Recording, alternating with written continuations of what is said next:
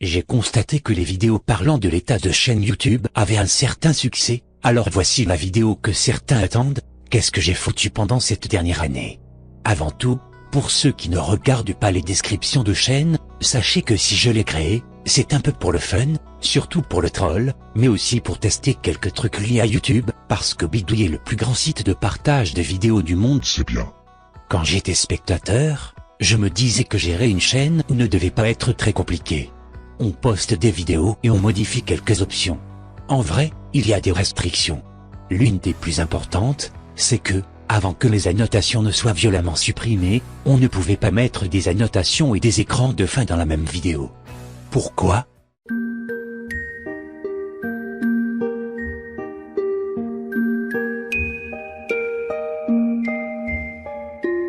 Pourquoi? J'ai cliqué sur en savoir plus et ça m'a redirigé vers la page tutoriel, ajouter des écrans de fin.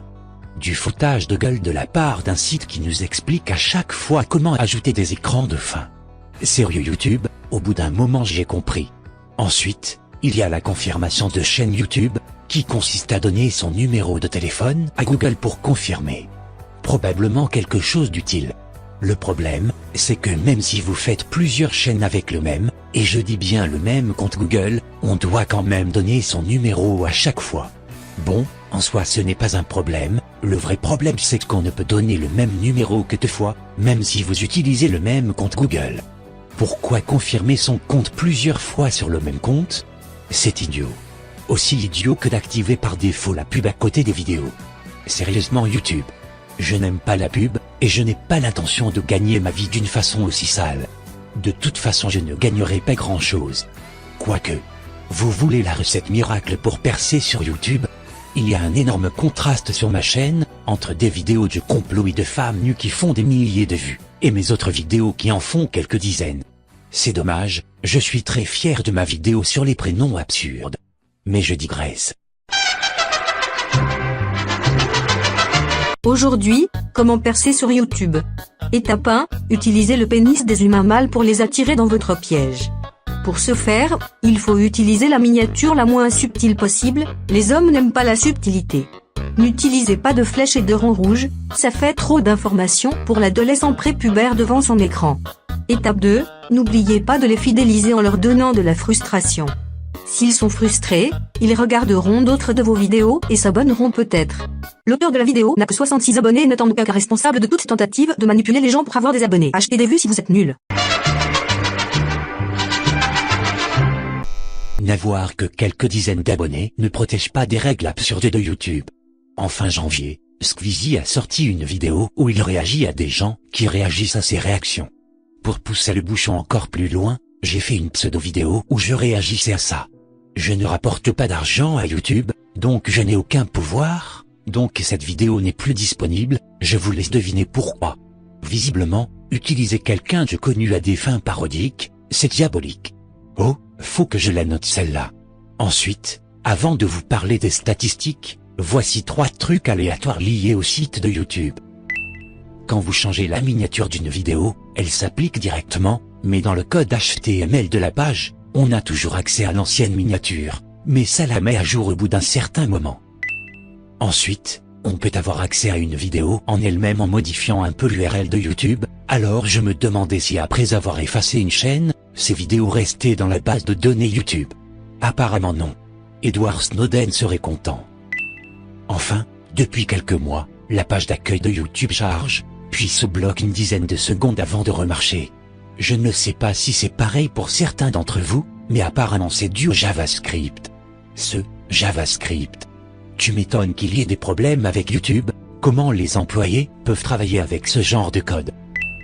Petit fun fact, YouTube m'envoie des notifications alors que j'ai désactivé les notifications partout. Bravo. Oh et puis je vais me faire striker parce que je viens d'utiliser un son qui appartient à Nintendo. Bien, passons aux choses amusantes pour un matheux comme moi, les statistiques. La plupart des gens qui regardent mes vidéos sont des mecs. Peut-être parce que mes vidéos les plus vues comportent des images suggestives, et à en juger par les commentaires, on se rince l'œil sans écouter ce que je dis. Bon, en même temps je m'en doutais un peu. Par contre, ce dont je ne me doutais pas, c'est qu'un tiers de mes vues totales viennent de résultats de recherche, alors que mes vidéos n'ont rien de bien original. Les gens ont tapé un truc dans la barre de recherche et sont tombés sur mes vidéos. Je ne savais pas que c'était aussi simple avec si peu de popularité. Comme quoi on a tous une chance. Voyons voir ce que les gens ont cherché. Les femmes bien sûr, mais surtout la torture. Et dire que j'ai renoncé à faire une vidéo sur les pires accidents sur Twitch. À l'époque j'avais du respect. Tiens, il y a 22 playlists qui contiennent mes vidéos. C'est amusant. Par contre je ne peux pas savoir de quelle playlist il s'agit. Je ne sais pas si c'est volontaire de la part de YouTube ou non. Encore un truc surprenant, en commençant cette chaîne je croyais que beaucoup de gens quitteraient dès le début de la vidéo, et que le reste regarderait jusqu'à la fin. Eh bien en fin de compte, les gens ont tendance à quitter de façon régulière vers les premières minutes, et non les premières secondes, et ça se stabilise après à environ 25%, et ce pour toutes mes vidéos. C'est sûr qu'une voix synthétique ça ne doit pas aider. Allez, j'en conclus quoi de tout ça? Il est vrai que certains gagnent beaucoup plus de popularité en un an, mais 66 abonnés, moi ça me va bien. Je ne sais pas si YouTube met en avant mes vidéos susceptibles de faire des vues, ou si l'inégalité sur ma chaîne est tout à fait normale. Dans tous les cas, je fais n'importe quoi et des gens arrivent. Par contre, j'arrête le contenu censé attirer le spectateur idiot masculin. Je suis trop choqué de mes stats. Sérieusement toutes ces vues. Finissons sur un truc amusant.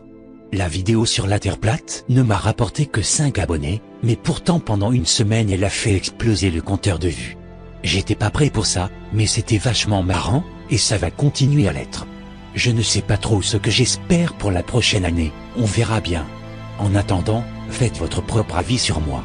Restez passif, mais réfléchissez quand même.